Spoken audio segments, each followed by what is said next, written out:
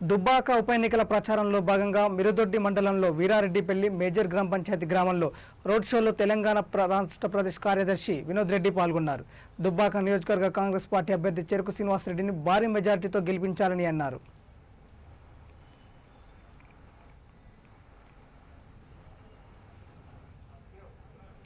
ఈ సందర్భంగా చెరుకు శ్రీనివాసరెడ్డి మాట్లాడుతూ తెరాస పార్టీ అధికారంలోకి వచ్చిన నేటి వరకు దుబ్బాక నియోజకవర్గ అన్ని రంగాలలో వెనుకబడిపోయిందన్నారు.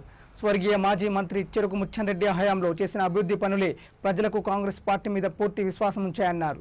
టీఆర్ఎస్ పార్టీ ప్రజలకు ఇచ్చిన హామీలను తుంగలో తొక్కిందన్నారు. నిరుద్యోగ యువతకు నిరుద్యోగ భృతి ఇస్తామని ఇవ్వలేదని, డబుల్ బెడ్రూమ్ ఇల్లు ఇవ్వలేదని ప్రజల్లో తీవ్ర వ్యతిరేకత వ్యక్తమవుతుందన్నారు. అదేవిధంగా టీపీసీసీ ప్రధాన కార్యదర్శి వినోద్ రెడ్డి మాట్లాడుతూ కాంగ్రెస్ పార్టీ అభ్యర్థి శ్రీనివాసరెడ్డి వీరారెడ్డిపల్లికి రావడం జరిగిందని, ఈ ఎన్నికల ద్వారా తెలంగాణ రాష్ట్ర రాజకీయాలు మలుపు తిరిగిపోతున్నాయన్నారు. టీఆర్ఎస్ అడ్డంకులు సృష్టించిన కార్యకర్తలను, పోలీసులను భయపెట్టిన అన్నింటికి ఎదుర్కొంటామని శ్రీనివాసరెడ్డిని భారీ మెజార్టీతో గెలిపించాలని ప్రజలకు విజ్ఞప్తి చేశారు.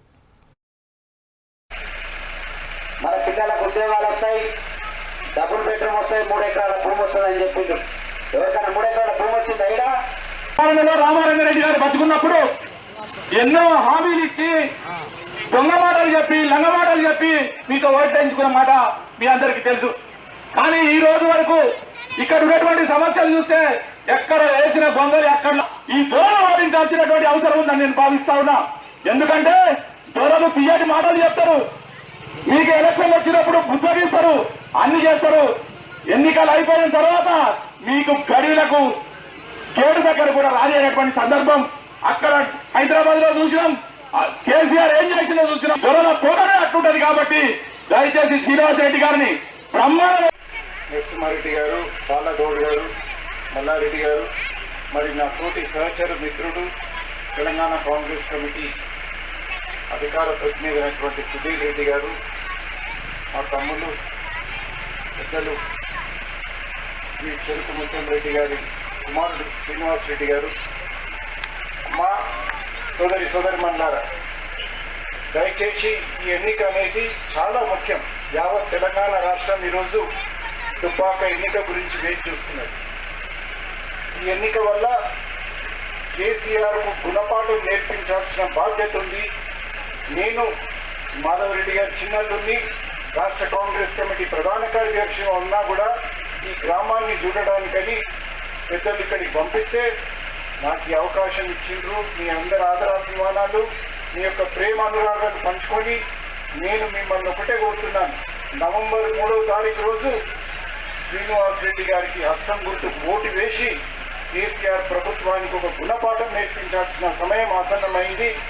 దయచేసి మీరందరూ కూడా ఈ గ్రామంలో అత్యధిక మెజారిటీ కాంగ్రెస్ పార్టీ అభ్యర్థికి మీరందరూ కూడా ఇప్పించాలని కోరుతూ నాకు ఈ అవకాశం.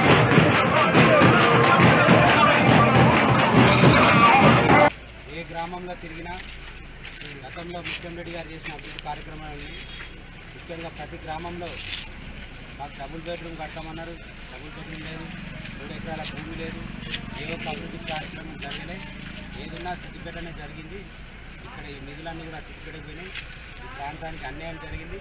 ప్రజల్లోనే వాళ్ళకు ఆ వివక్ష జరిగిందని, అన్యాయం జరిగిందని వాళ్ళే ప్రజలు స్వచ్ఛందంగా చెప్తా ఉన్నారు. వివక్ష పోవాలంటే ఖచ్చితంగా ముఖ్యమంత్రి గారు ఏ విధంగా పనిచేసిందో మీరు అదే విధంగా ప్రాంతంలో రైతాంగానికి వెళ్ళవెళ్ళగా అండగా ఉన్నారు. మరి ఈ ఎన్నికలు కూడా దుబ్బాక నియోజకవర్గ ఆత్మగౌరవ ఎన్నికలు. గతంలో ఏదైతే సిద్దిపేట వాళ్ళ పెత్తనం మీద ఉండనో మళ్ళీ పునరావృతం అయింది. ముఖ్యమంత్రి గారు ఓడిపోయిన తర్వాత మరి